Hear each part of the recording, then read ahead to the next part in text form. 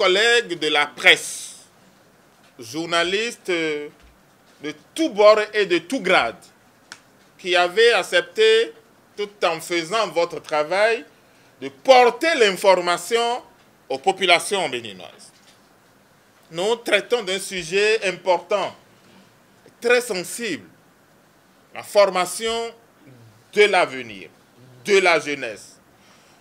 Donc le développement du pays et assurer la bonne information, c'est assurer ce développement de notre pays. Donc en acceptant de venir nous aider à relayer l'information, je voudrais en tout premier lieu vous dire les remerciements de Madame la ministre de l'Enseignement supérieur et de la Recherche scientifique, les remerciements du Conseil consultatif national de l'enseignement supérieur, évidemment, les remerciements de la Direction générale de l'enseignement supérieur pour ce travail républicain. Merci donc aux journalistes, merci à tous les acteurs qui ont travaillé, qui ont impacté le processus d'élaboration de cette liste-là. À quel niveau qu'ils se trouvent, pour quel rôle qu'ils aient joué, je voudrais en premier lieu saluer la vision, le leadership, la clairvoyance et tout l'accompagnement du gouvernement entier, avec à sa tête le président de la République, bien évidemment. Madame la ministre qui, de jour comme de nuit, a su insuffler le dynamisme qu'il faut, la commission des agréments et des autorisations, qui est la cheville ouvrière du Conseil consultatif national, une méga institution composée de plusieurs ministères, de plusieurs institutions, de la société civile, des représentants des promoteurs d'établissements, des corps constitués qui ont travaillé pour présenter au gouvernement les différentes listes. Merci donc à tous les acteurs. Mais les remerciements les plus profonds reviennent aux promoteurs d'établissements pour leur patience, pour leur entrain, pour la compréhension de l'enjeu. Tout promoteur confondu. Aussi bien ceux qui ont compris très tôt, ont présenté des dossiers, s'en sont sortis sans trop de casse, que ceux qui n'ont pas cru devoir présenter. Pour diverses raisons, je voudrais remercier tout le monde. Je voudrais ensuite revenir sur les questions des listes. Il y aura deux grandes familles de listes, sinon trois. La première grande famille, c'est les listes des agréments.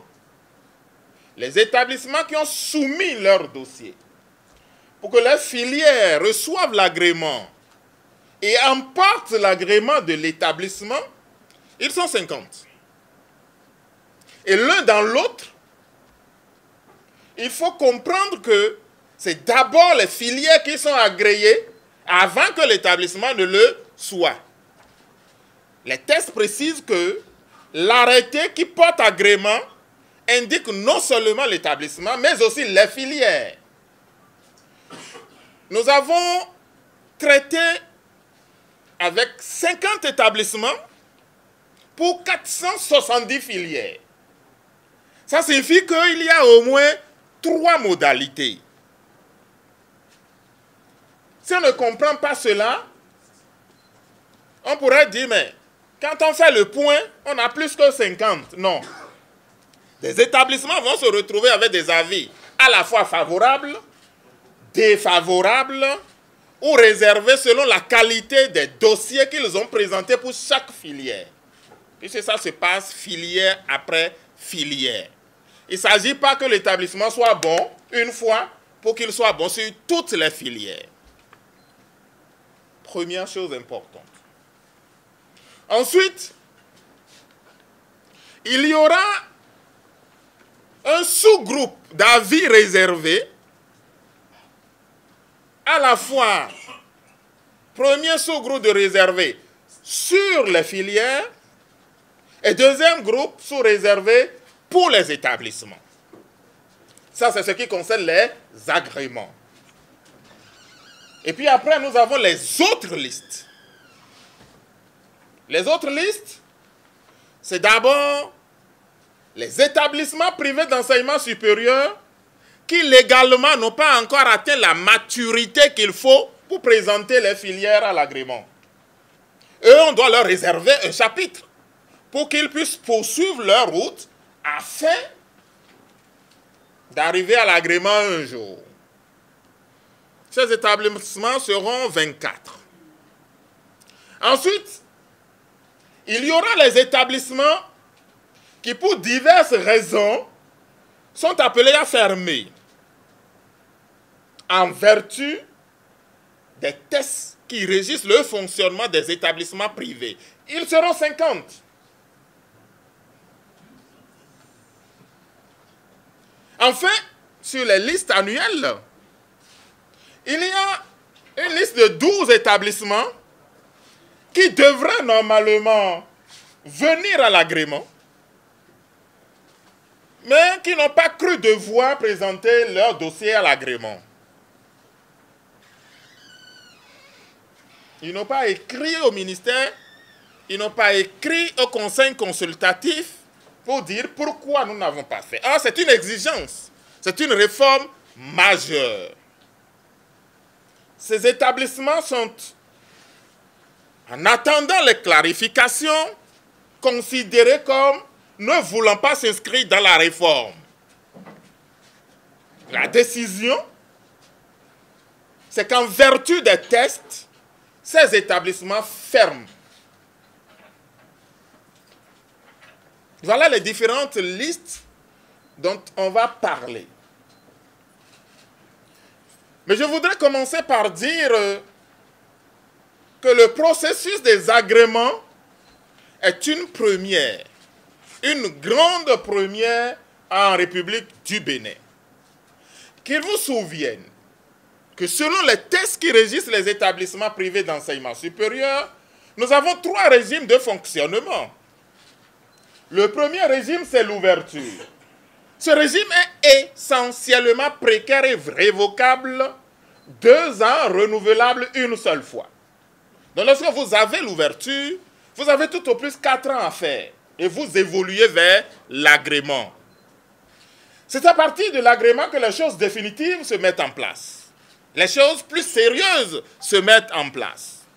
Pour diverses raisons, depuis 1997, où nous avons eu les premières autorisations, nous n'avons jamais atteint ce niveau. Et c'est en cela qu'il faut féliciter aussi les promoteurs qui, sous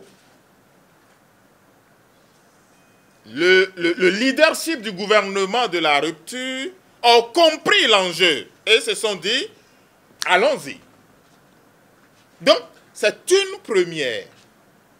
Et parce que c'est une première, les acteurs et le Conseil consultatif national de l'enseignement supérieur ont essayé d'humaniser le mieux qu'on peut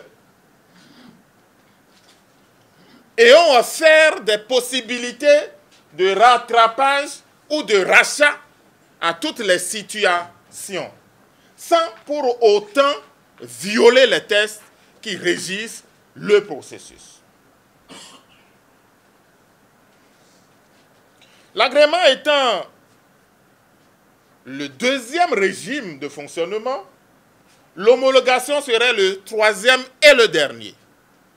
Dès que vos filières sont homologuées, dès que votre établissement est homologué, vous délivrez au nom de l'État les titres nationaux ainsi que les diplômes.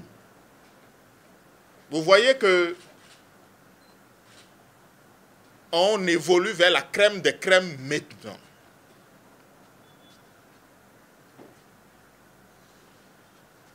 Conformément au test donc, les acteurs se sont réunis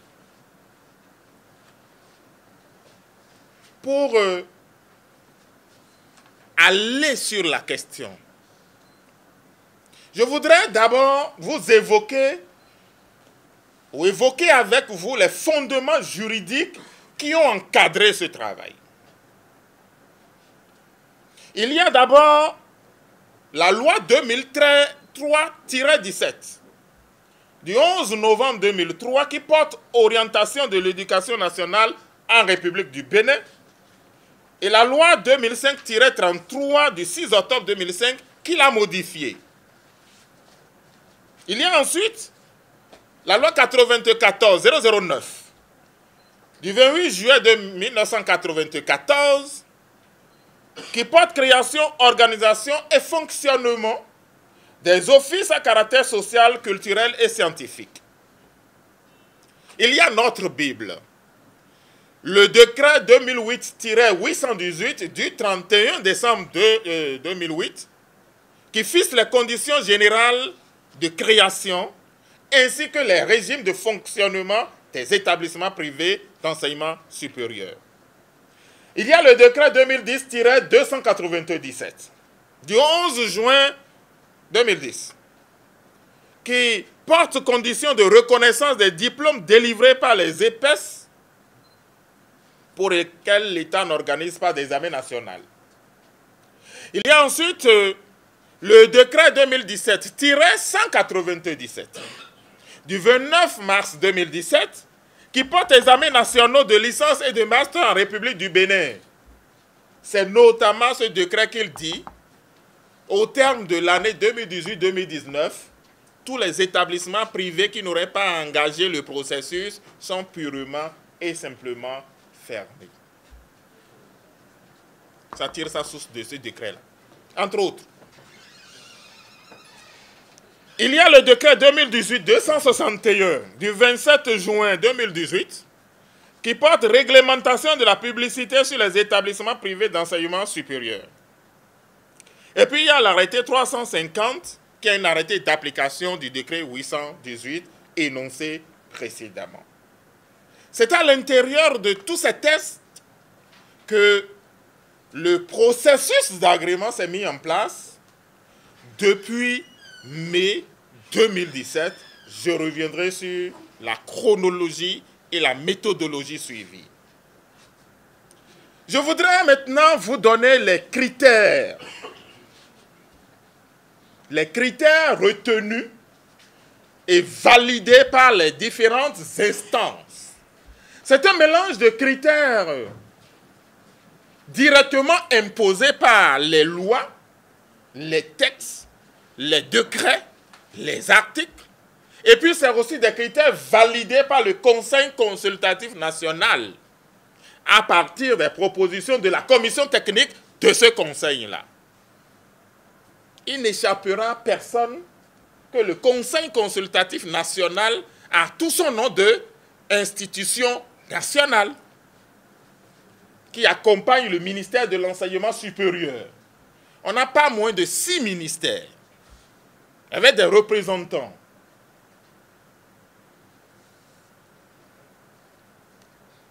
Le premier critère pour lequel l'agrément n'est pas accordé, c'est lorsque le dossier est incomplet, à quelque niveau que ce soit.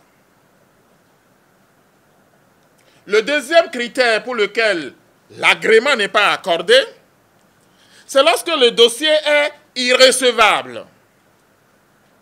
Le dossier est irrecevable notamment lorsque la filière n'est pas autorisée ou lorsque l'établissement n'a pas encore atteint la maturité qu'il faut pour postuler à l'agrément. Parce que les tests sont clairs. Une filière autorisée dans un établissement l'année dernière n'a pas encore les 2 ans qu'il faut pour demander qu'il soit agréé. Donc, c'est irrecevable. Lorsque l'établissement n'a pas un fondement légal, une existence légale, on ne peut pas recevoir son dossier. Le troisième critère de refus et même d'élimination, et ça c'est la loi, c'est lorsque le promoteur est agent contractuel de l'État ou agent permanent de l'État. Rappelez-vous, dans le pays, nous avons la loi 2015-18 du 23 février 2017 qui porte statut général de la fonction publique. En son article 20, ainsi que la loi 2011-20 du 12 octobre 2011 qui porte lutte contre la corruption et autres infractions connexes en République du Bénin en son article 10 qui indique très clairement que si vous êtes ACE ou APE, vous avez un statut professionnel incompatible avec celui de promoteur d'établissement privé d'enseignement supérieur. Suivez mon regard. À côté, il y a des décisions qui ont été déjà prises dans ce sens, dans un secteur proche du nôtre.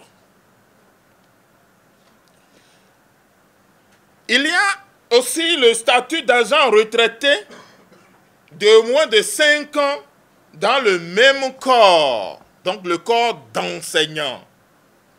La loi dispose aussi que, même si vous êtes agent retraité, dans le même corps, ici c'est l'enseignement, si vous n'avez pas encore 5 ans, il y aura conflit d'intérêts, vous ne pouvez pas. Il y a donc retrait de l'autorisation d'ouverture, donc simplement fermeture, c'est la conséquence. Il y a l'absence d'autorisation de la filière et de l'établissement comme critère de refus. Il y a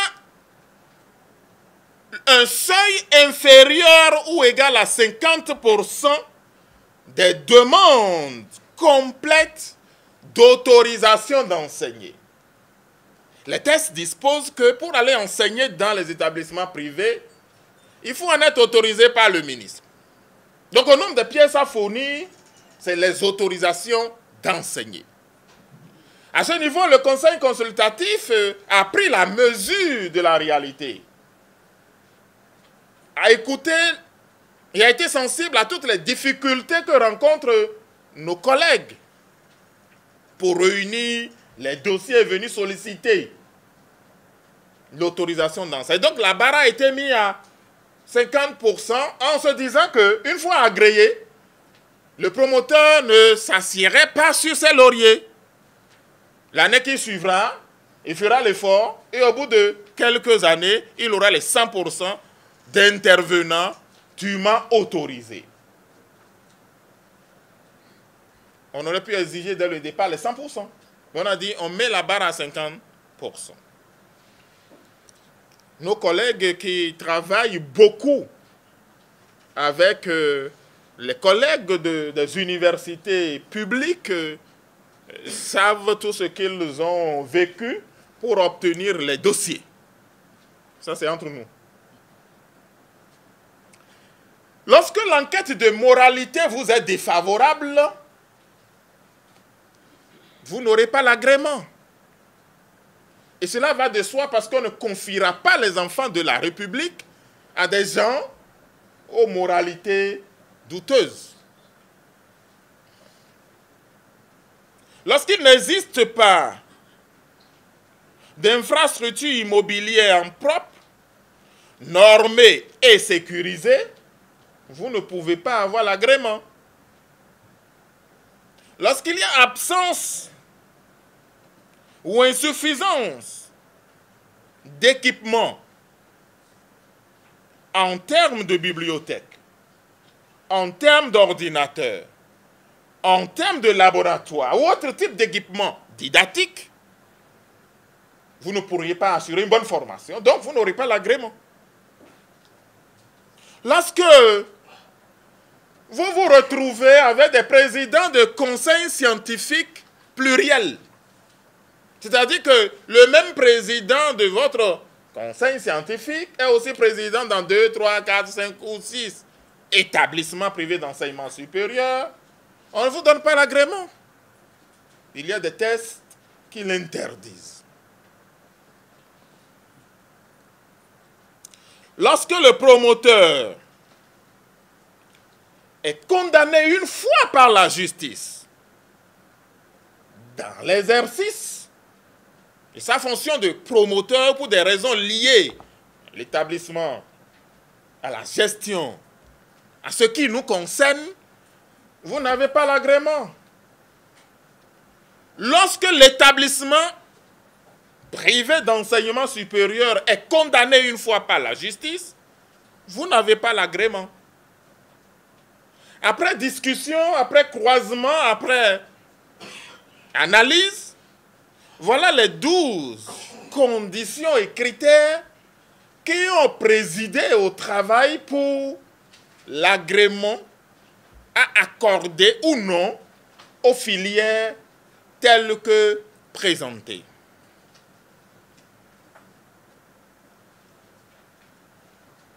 Quelles sont les différentes listes élaborées et quelles en sont les statistiques?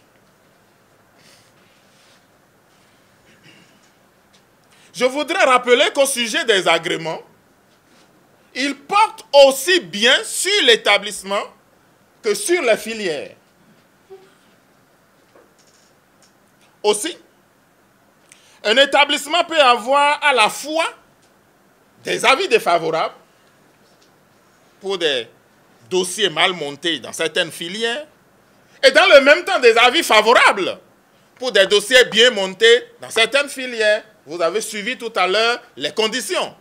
Si dans une filière, les équipements ne sont pas au top et que dans une autre, c'est bon, ça, la seule peut faire échouer ou réussir. Comme il peut y avoir des avis réservés. Au total, 50 établissements privés d'enseignement supérieur ont déposé des dossiers pour 470 filières. Avec la qualité des dossiers présentés de différentes fortunes. Dans un premier temps, nous avions 20 établissements privés d'enseignement supérieur qui ont reçu des avis favorables dans diverses filières. Ces avis favorables sont provisoires. J'insiste pour dire que toutes les listes sont provisoires. Sous réserve des résultats de l'enquête de moralité, la conséquence est que ces établissements peuvent recruter en première année à partir de cette année 2018-2019. Sous réserve de l'enquête de moralité. Ensuite, nous avons les filières réservées. 10 établissements sont concernés. En attendant les résultats des enquêtes de moralité, qui portent sur les promoteurs, évidemment, ces établissements sont invités à fournir tous les éléments d'appréciation susceptibles de faire lever ou non la réserve. Ils ont pour cela 2 semaines après notification des résultats de ce travail. Je dois dire que la plupart des réserves annoncées par le Conseil consultatif et validées par le gouvernement sont dues à des imprécisions, à des défauts d'information, soit au niveau de l'établissement, soit au niveau de la dénomination de la filière. Le Conseil a réservé ces cas pour dire on donne une deuxième chance au promoteur pour qu'il précise ce qu'il veut dire. Dans l'arrêté d'ouverture, on lui donne une filière qui s'appelle ABCD. Mais dans sa demande d'agrément pour la même filière, il dit ACDB. Si on agrée ça, on n'a pas une base légale de départ pour agréer. ABCD n'est pas ACDB. Donc, le Conseil dit, retournez vers lui, demandez-lui si c'est vraiment ACDB ou c'est plutôt ABDC qu'il veut dire. C'est essentiellement pour ces raisons qu'on a réservé ces affaires-là. Ensuite, il y a les filières qui ont reçu des avis défavorables. 27 établissements privés d'enseignement supérieur se retrouvent dans ce cas. J'insiste pour dire que parmi les 27, il y en a déjà parmi les 20 qui ont reçu des favorables. Parce que c'est des modalités plurielles. Il ne sera donc pas question de faire une addition simple. Ces établissements, ces 27 établissements, ne sont pas autorisés à recruter pour la rentrée de 2018-2019 des étudiants en première année dans les filières concernées. C'est la conséquence. Et le Conseil a estimé que ce n'est que justice. Parce que vous avez été à l'agrément dans une filière, vous n'avez pas obtenu l'agrément. On vous donne une deuxième chance. Mais en attendant, vous gelez le recrutement dans cette filière. Et l'année prochaine, vous postulez. Si vous réussissez, vous reprenez à partir de la première année. Mais si vous échouez,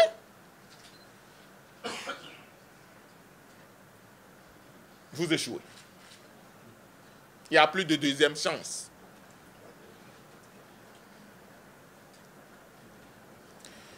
Ces établissements peuvent tout au plus poursuivre en deuxième et en troisième année.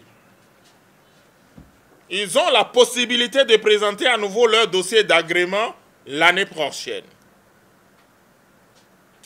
Les principaux motifs de refus sont, c'est-à-dire quand on a croisé les 12 critères, ce qui revient le plus, c'est dossier incomplet. C'est des dossiers non déposés. Le promoteur demande, il cite les filières, mais il ne dépose pas de dossier. Ou il dépose un seul dossier et il liste 20 filières. Or, l'avis de dépôt est clair. C'est par filière, puisque, je donne un exemple, il n'est réellement, il n'est concrètement pas possible, aucun hasard ne peut justifier que vous ayez le même nombre d'étudiants dans 2, 3, 4, 5, 20 filières la même année, au premier semestre, au deuxième semestre, au troisième semestre, au quatrième semestre, au cinquième et au sixième semestre. Dans la réalité, on n'a jamais découvert ça. Il n'est pas possible que d'une filière à une autre, ce soit les mêmes équipements que vous utilisez. Encore qu'au niveau du personnel enseignant, l'un dans l'autre, on peut avoir jusqu'à 90, mais à 100%, ce n'est pas possible. Il y a des matières qui font la différence à un moment donné. Donc, fondamentalement, un seul dossier ne peut pas valoir pour toutes les filières. Ce n'est pas possible dans le montage des dossiers. Ce n'est pas possible dans l'intelligence à l'intérieur des dossiers. Ce n'est pas possible dans la réalité. C'est surtout ça qu'on a rangé sous le vocable de dossiers non déposés. Ensuite, ceux qui ont reçu des avis défavorables, c'est des filières non autorisées. La plupart du temps. C'est des statuts professionnels des promoteurs incompatibles avec la loi, soit des APE, soit des ACE. Ou parfois, c'est des insuffisances qualitatives du dossier. Nous appelons insuffisance qualitative le nombre minima d'autorisation d'enseigner non requis. Il y a des extrêmes maintenant que les délibérations sont levées, qu'on peut dire. Des dossiers sont parvenus sur la table des conseillers pour 8 filières, donc 5 de licence et 3 de master, avec en tout et pour tout 10 enseignants, dont un seul docteur. 3 masterisants, 6 mémorants. Est-ce que de vous à moi, c'est possible? Ce n'est pas ça dans la réalité, mais c'est ce qu'il lui-même il a présenté. On ne peut pas lui dire non, ce n'est pas ça, c'est autre chose. Ces gens certainement auront la possibilité de se rattraper. On ne peut pas gérer 3 masters avec ce personnel enseignant, ce n'est pas possible. Et 8 filières avec 10 personnes, si on le fait, personne ne prendra le béné au sérieux. Je donne des cas extrêmes. Ça peut être arrivé une seule fois, mais c'est arrivé. Ou bien, vous avez des dossiers qui sont complets, mais qui n'ont pas atteint le seuil de réussite. Puisque ça a été pondéré. Le dossier est là, la pièce est là, sa qualité a fait qu'il n'a pas la totalité du point et il se retrouve à la fin avec un seuil insuffisant pour emporter l'agrément. Voilà essentiellement des choses qui ont rendu défavorables les demandes au niveau des filières. Je dois dire que tout ce travail, depuis la fin de la réception des dossiers, a été fait sous anonymat jusqu'à la fin du processus. Ce qui a rendu complètement objectif et facile le traitement des dossiers. On ne voyait que des codes, on ne voyait que des chiffres. Et c'est à la fin que l'anonymat a été levé. C'est important de le souligner. Enfin, il y a des établissements qui ont reçu des avis réservés. Les avis réservés donnés aux établissements, c'est notamment en raison des imprécisions, soit sur la qualité du promoteur ou le statut de l'établissement. Un peu comme nous avions fait pour les réservés des filières, nous avions dit, avec les juristes, avec la loi, nous réservons un ensemble d'établissements pour aller chercher les garanties nécessaires avant d'ouvrir ces dossiers.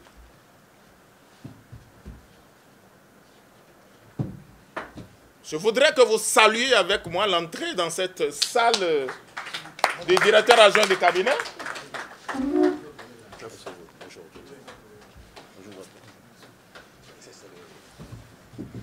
Excusez-moi de perturber le cours normal. Donc, pour manque de précision, et en attendant les informations officielles, ainsi que les clarifications des promoteurs au sujet de leur statut ou au sujet du statut de l'établissement, ces derniers sont réservés. Vous verrez donc dans la liste 7 établissements qui sont réservés. Une fois que les informations sont données, on ouvrira le dossier.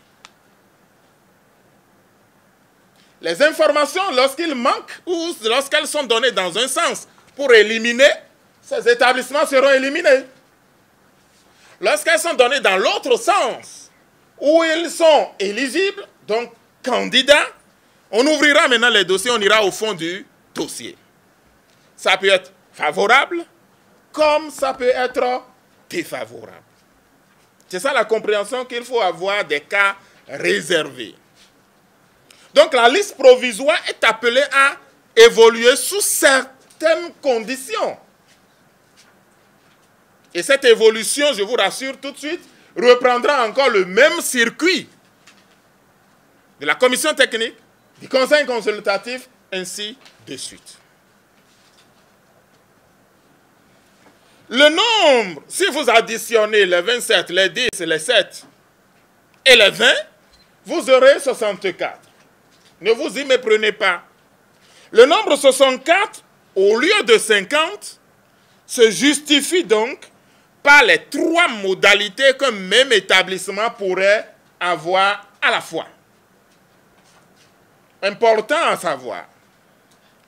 Et là, j'attends modestement l'accompagnement des collègues journalistes pour démontrer qu'en réalité, on a annoncé 50, mais pour ces précisions, on peut se retrouver à 64 banalement, ce qui se comprend. De toute façon, lorsque vous consulterez la liste, vous verrez que le même établissement est ou peut être dans défavorable, dans réservé et aussi dans favorable. Et pourtant, c'est un seul établissement. Si vous le comptez 3 fois, on aurait mathématiquement fait une faute ou une erreur. Ensuite, la deuxième catégorie, c'est 12 établissements privés d'enseignement supérieur qui n'ont pas cru devoir présenter leur dossier pour l'agrément, alors même que les textes l'exigent. Au terme de l'article 6 du décret 194 du 29 mars 2017, ainsi que des dispositions des autres textes en vigueur, ces établissements seront purement et simplement fermés. Si vous lisez le communiqué du Conseil des ministres, scrupuleusement, il faut veiller à ça. Ils seront fermés, sans possibilité de venir l'année prochaine soumettre leur dossier à l'agrément. C'est la grosse nuance. Avec ceux qui ont reçu des défavorables et qui ont une deuxième chance pour se sauver. Parce qu'entre autres arguments, on estime que voilà des établissements qui décident de ne pas aller dans le sens des réformes. Je refuse de penser qu'ils ont décidé d'affronter l'État. Je refuse ça. Et je suis à un niveau où j'entends diverses raisons. Et je suis bien placé pour dire que ce n'est pas ce sentiment de défiance qui explique qu'il n'est pas présenté. C'est une mauvaise appréciation de la situation. Mais les conséquences juridiques ou les implications relatives au test, voilà ce que je viens de vous lire. Ils sont 12.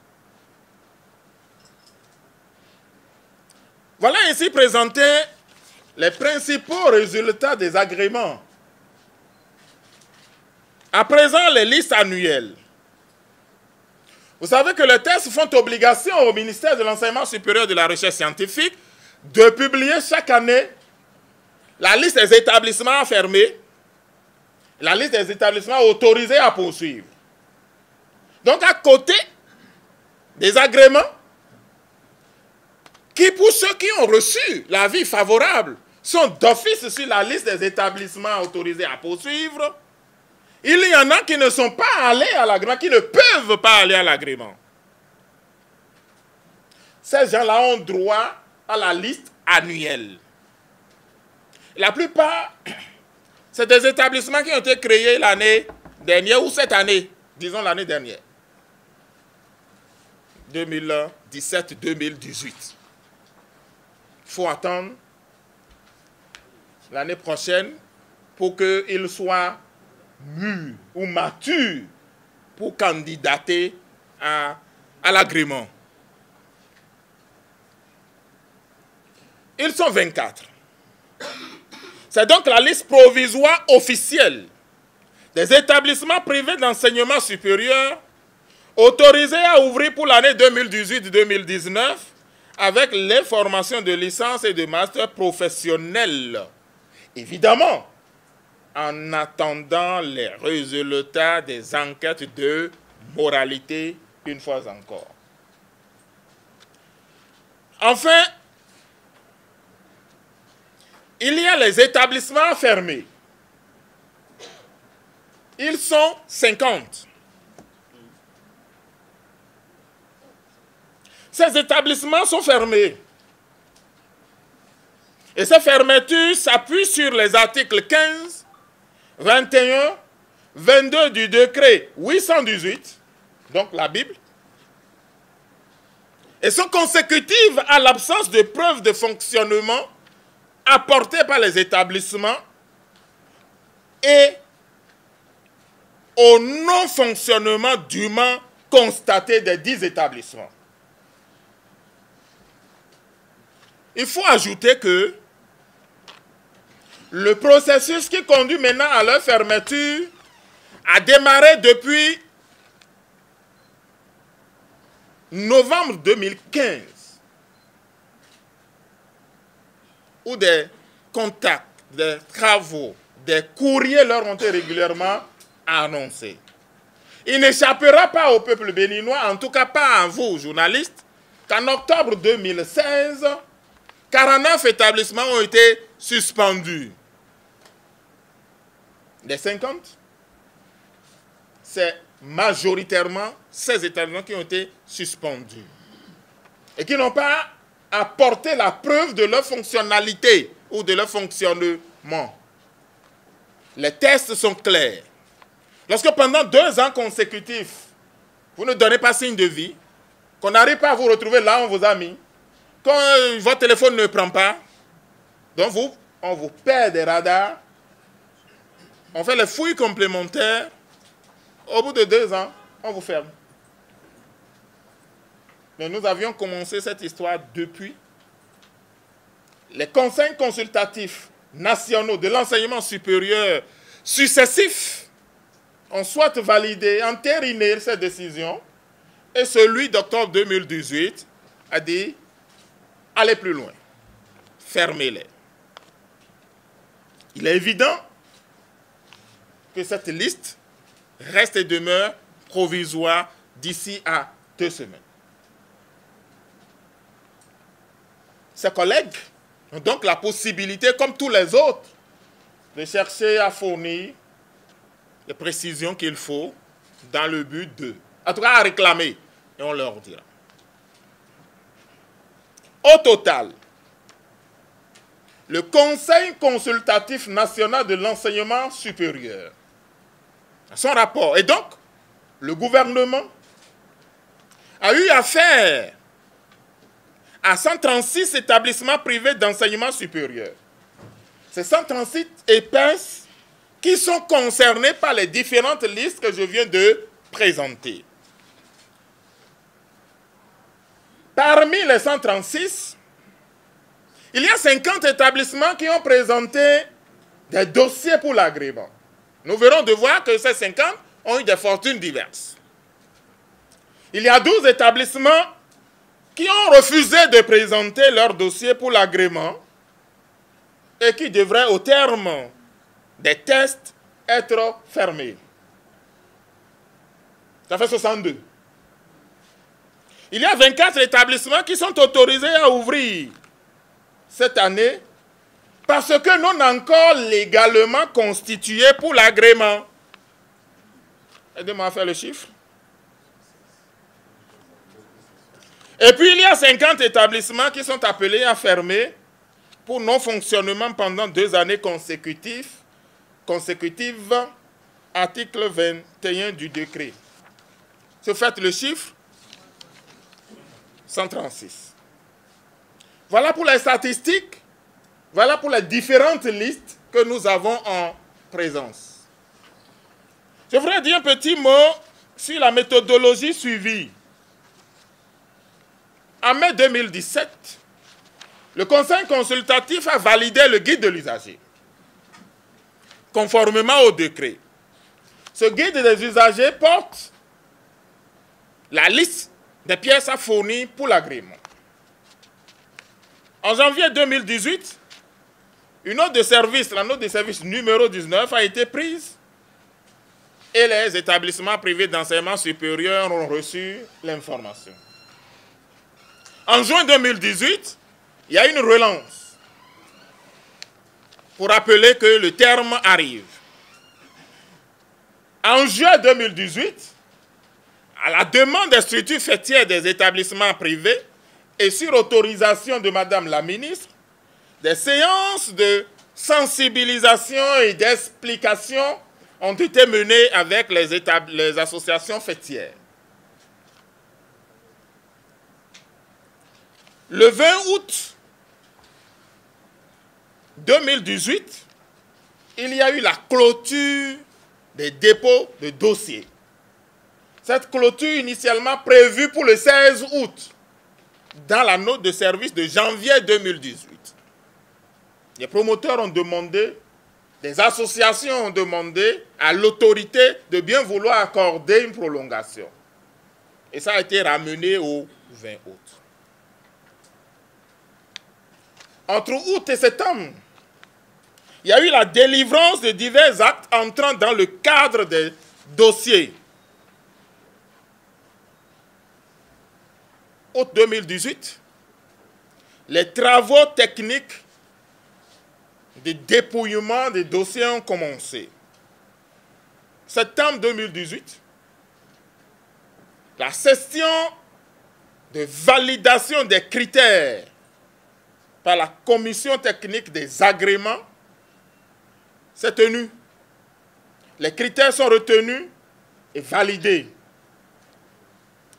Dans le même mois, ces critères ont été appliqués et implémentés par le comité technique et la commission technique.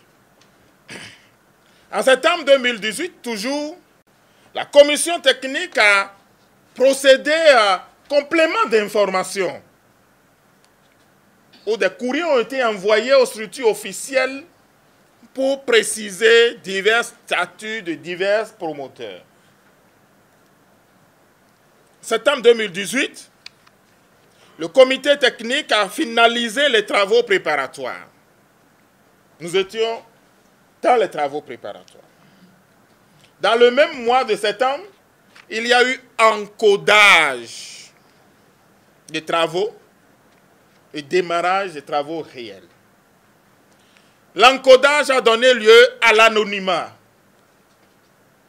L'anonymat a permis ou a fait démarrer le traitement des dossiers sous anonymat. Les résultats sont là. Prise en compte des critères, tous les épais ont reçu un code, les dossiers ont été étudiés dans l'anonymat. Toujours dans le mois de septembre, il y a une session plénière de la commission technique qui a étudié point par point et a validé les différents dossiers et donc la liste provisoire.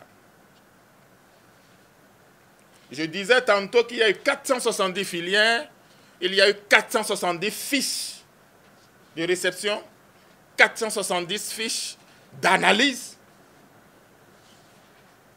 470 fiches de validation, 470 fiches de confirmation par le Conseil consultatif national de l'ordre. Et tout ça sous anonymat. Le 10 octobre, il y a eu la première session plénière du Conseil consultatif qui est revenu sur tout le travail qui a été fait et qui a annoté et validé. Le 12 octobre, les résultats de cette première session plénière ont été présentés à l'autorité. Ce même 12 octobre, le Conseil consultatif a recueilli les observations ainsi que les préoccupations de l'autorité. 4 jours plus tard, le 16 octobre, il y a une deuxième session du Conseil consultatif pour l'étude et la prise en compte des préoccupations ainsi que des observations de l'autorité ministérielle. Compte en a été rendu à l'autorité qui, à son tour, a rendu compte à la haute autorité. Le 6 novembre, le Conseil des ministres a connu donc tout ce processus, tout ce travail et a validé, a sorti de recommandations et a instruit les divers ministres concernés à l'effet de la prise en compte et des diligences nécessaires à faire pour la publication et le respect scrupuleux des résultats ainsi validés. À partir de ce soir donc, les listes sont déjà affichées, ou les listes seront publiées grâce à vous jusqu'au 21 novembre. Peut-être un peu au-delà, on pourra accuser 2 jours pour que parviennent aux promoteurs les notifications. Donc, dans une période de 2 semaines, quelques jours, nous rentrons dans la phase des réclamations. Et je voudrais appeler l'attention des collègues promoteurs sur cette période très importante, extrêmement importante. Non pas de réouverture de dossier, mais de compréhension et de réclamation. Les jeux ne sont donc pas encore terminés. À partir du 21 novembre, il y aura la publication définitive de la liste et le début du processus de prise d'arrêté pour consacrer tout ça. Je voudrais réinsister sur la période de réclamation et m'adresser aux jeunes amis étudiants ainsi qu'aux parents d'étudiants et leur souhaiter une rentrée universitaire 2018-2019 très fructueuse. L'autorité étant là, nous avions dit un point de presse, je voudrais la prier de nous faire lever. Merci beaucoup. Je voudrais, à la suite de tout ce que vous aviez entendu tout à l'heure, déjà vous présenter mes excuses. J'aurais pu être là en début de séance, mais j'étais pris à une autre séance. Remercier pour votre patience. Remercier les promoteurs d'établissements ici présents, notamment les responsables des fêtières. Je salue le colonel Zanou, salue monsieur Sonou, salue également le docteur Ayi. Je voudrais vous rassurer de ce que, au-delà de tout ce que vous avez entendu tout à l'heure, il y a une méthodologie assez scientifique, basée sur les tests régissant le sous-secteur des établissements privés d'enseignement supérieur. C'est cette méthodologie-là qui a été suivie. On a mis du temps, certes, mais on s'est donné le temps pour s'assurer de la crédibilité et s'assurer d'une qualité au niveau du travail qui a été fait au niveau du Conseil consultatif national.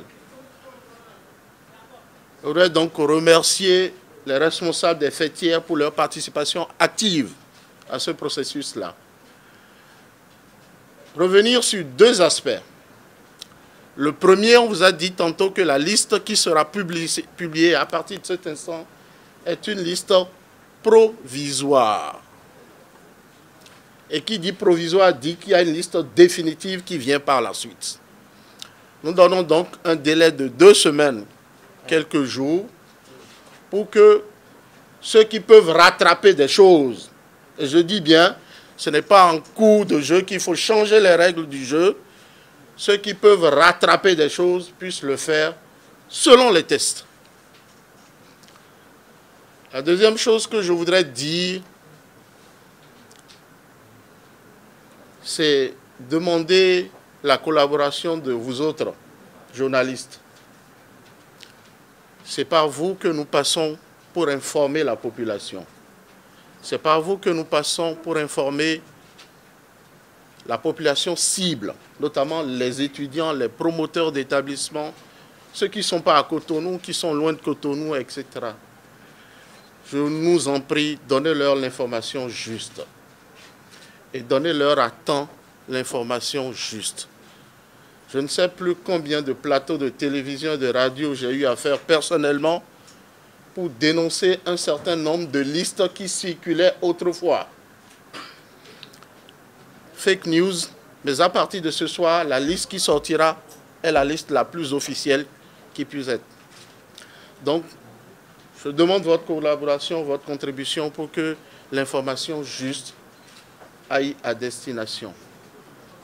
L'autre chose que je voudrais dire, j'en aurais fini, les responsables des fêtières des établissements privés d'enseignement supérieur ont déjà la liste qui vient de vous être exposée. Colonel Zanou, Monsieur Sonou, ok. Ils ont déjà la liste. Donc nous leur demandons de faire le même travail que je viens de demander aux journalistes, qu'au niveau de leur mandant, des membres de leur association, que l'information puisse passer, la vraie information puisse passer, pour qu'ils puissent également, dans le rôle qui est le leur, aider leurs membres à pouvoir formuler des réclamations, à expliquer davantage la méthodologie qui a été suivie par le Conseil consultatif national. S'il y a des réclamations, qu'on puisse les faire dans le délai imparti. C'est ce que je tenais à vous dire au nom de Madame la ministre qui m'a dépêché sur les lieux pour venir donner tout le cachet qu'il faut. Je dis bien tout le cachet qu'il faut à la suite de la décision qui a été prise en Conseil hier soir. Sur ce, comme ce n'est pas une conférence de presse et que ce n'est qu'un point de presse, je commence à apprendre votre jargon, chers amis. La séance est levée. Je vous souhaite une excellente soirée.